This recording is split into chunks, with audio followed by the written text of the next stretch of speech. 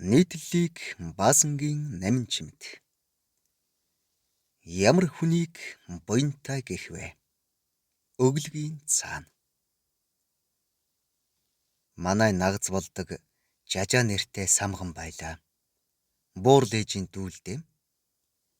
Миний л мэдхийн таг бөхтөр бүр яг гээвсг шиг бөхтөр.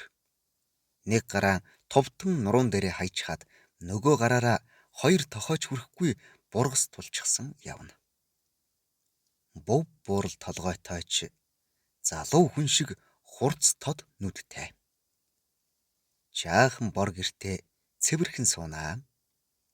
Цагаан бэржэнт бүрэн дэвссэн хог шороо татах нь үгүй. Бид ч босгоор нь давангуут өөрийн ирэхгүй цэмцийгээд л явчихна. Хуучны нандин хийцтэй явган ширээний шургуулганд нь дахиж хязээч үзэж байгаагүй хүнд том том хар хөх алаг шаазан аяга бий. Тэднээсээ гаргаж ирээд сүв амтгцсан борцтой будаатай цайг дүүртэл хийж өгнө. Дээр нь том мөнгөн халбгаар шинхэн цөцгийг пилайтл тавиад өгнө шүү дээ бүр. Бууз хийсэн ч нудрах шиг томыг хийнэ. Өнөөх нь шөл устай гэж жигтэйхэн. Тиймээс их үдийн алдад жажаагийн хаалгыг нэх элдв шалтаг хайдаг байлаа. Жажаагийн аяга харчдаг маарал нь үргэлж шинээрээ. Зуухныхаа халвин дээр хайрсан цагаан гамбирэнд хүртэл амттай. Орныхоо толгой руу гараа явуулбал тэр цагт үзэгдэж харагдах нь өдрийн од болсон самартай том бор чихэр гаргаж ирнэ. 32-48 инч билүү чихэр гэдэг байв. 1970-ад оны эхээр л жажаад хоёр саваа барьчихаад савааныхаа дунд хачин чихарсан дуу гарган эргэлдэж элдв хөдөлгөөн хийдэг төмөр сармагчин, бөмбөг, явдаг машин, цог хорхой зэрэг янз бүрийн тоглоомууд байдаг байлаа. Хаанаасаа тийм ховор нандин тоглоом цуглуулсныг мэдэхгүй. Манайхан айл өвлжж байгаад хавар салж нөөхөд надад хоёр ихэр тоглоомон цагаан хэрэм өгсөн юмдаг. Сүүлийн агсаад урдаа бяцхан боргоцоо тэрчгсэн тэр хоёр хэрэм надад амьд санагддаг байлаа. Сургуульд орон ортлоо л тоглосон доо. Унтахынхаа өмнө явган сандал дээр хэвтүүлж дотор нь нэг нүүр гарын алчуур дэвсгэр болгож мөн цамцаараа дээгүүр нь бүтээгээд өнөөх хоёр ихэр хэрмэн зэрэгцүүлэн унтуулдаг байв. Даарчмаар санагдаад байдаг байсан. Хаяа биднийг дэггүйтгэд жажаа зүггүй жихнүүд аятаа байцгаа гин. Тэгээд улаан буйл гарган ужуухан инээхэд өхөөрдөл мэдрэгдэж нэг сайхан тайвширчдагсан. 1993 оны эхээр 80 хол гарсан насандаа бурхан болсон ба өөрт байгаа бүхнээ хамаатан садан ойр тойрныхоо хүн нэг бүрт үлдээлгүй хов хишиг болгон тараахаар гэрээсэлсэн байсан. Бид хоёрын хов гээд лав хэдэн хонь манад ирсэн юмдаг. Аав буянтай хөгшний буян хишиг хураа гэд хураилж байсан санагдана. Хичнээн ч хүнд тараасан бүү мэд. Садан төрлөөн тоолбол 100 хол гарандаа лав.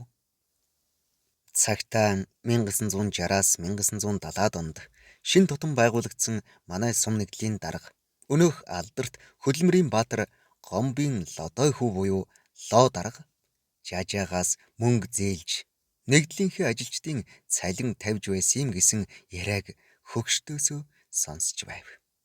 Үнэн байх. Соц үед жажааг сумын банкнд 30 гаруй мянган төгрөгийн хадгаламжтай гэлцдэг байлаа. Тэр үеийн 30 мянга ч нь одоогийнхоор бол бараг хэдэн тэрбум. Шууд утгаараа биш л дээ. Тэр үед ийм хадгаламжтай нь нэн ховор. Одоо харин тэрбумтай хүмүүс олон. Миний л мэдхийн жажаа юм өгч түгээж байснаас авч байсныг санахгүй юм. Би багч байсан да. Нарийн санахгүй анзаараагүй ч байж болно. Жажагийн тэр өгч байдаг юмс чухам яагаад дундардгүй, хаанасаа ундарч байсныг ч анзаарч явсангүй. Насаараа л хөдөө мал маллсан самган. Тойн хүний 3 хүүхдийн дундх нь. Тэр 3-ыг нутгийнх нь тойныхон гэлцдэг байж. Жажааг өнгөрөхөд манайд сугалсан чойжилжав том ах зэрэг аавын үеийн хідэн хөгшөд буянтай буурал буйнаа идэж сайхан амьдралаа гэлцэж суусансан. Буянтай хүн гэж их эд материал хураасан хүнийг биш, бусдад оюун санаа, сэтгэл итгэл болон эд материаллык зүйлс өгч чаддаг хүнийг л хэлдэг юм байна гэсэн ойлголт тэр л үед бий болж.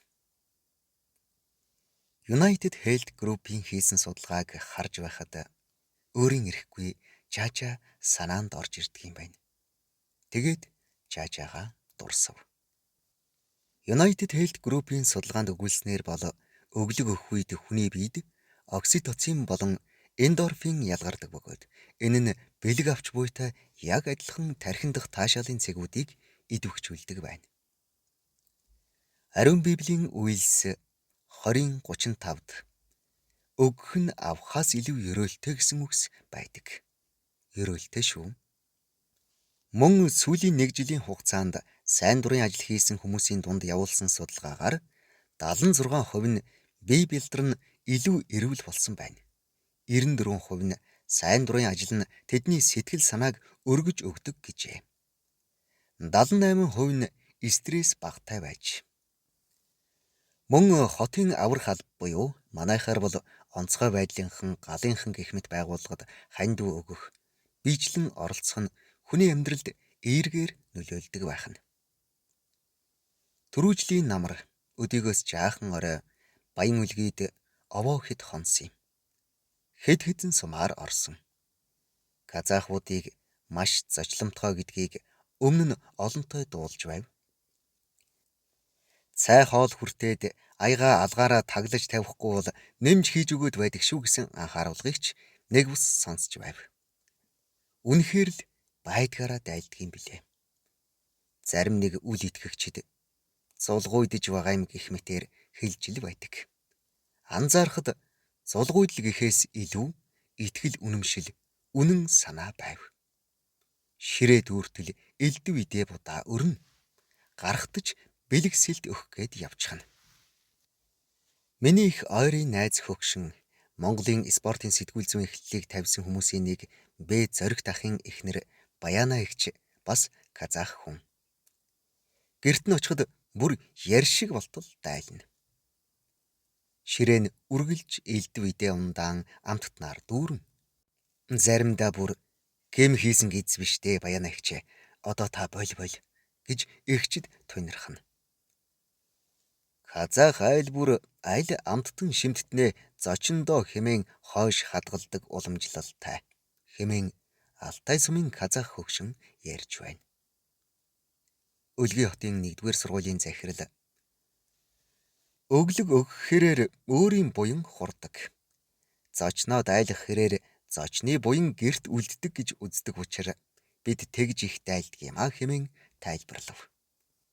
Бас өлгийн голлох имам ламтан манай корон сударт өглөг өг, айл болох өг, өгөх хэрээр дүүрдэг юм хэмээн сургадаг хэмээн айлдав. United Health Group-ийн судалгааг харж байхад энэ бүхэн ч бас санаанд орлоо. Дахин хэлэхэд буянтай хүн гэж их эд материал хураасан хүнийг биш, бусдад оюун санаа, сэтгэл итгэл болон эд материаллык зүйлс өгч чаддаг хүнийг л хэлдэг юм.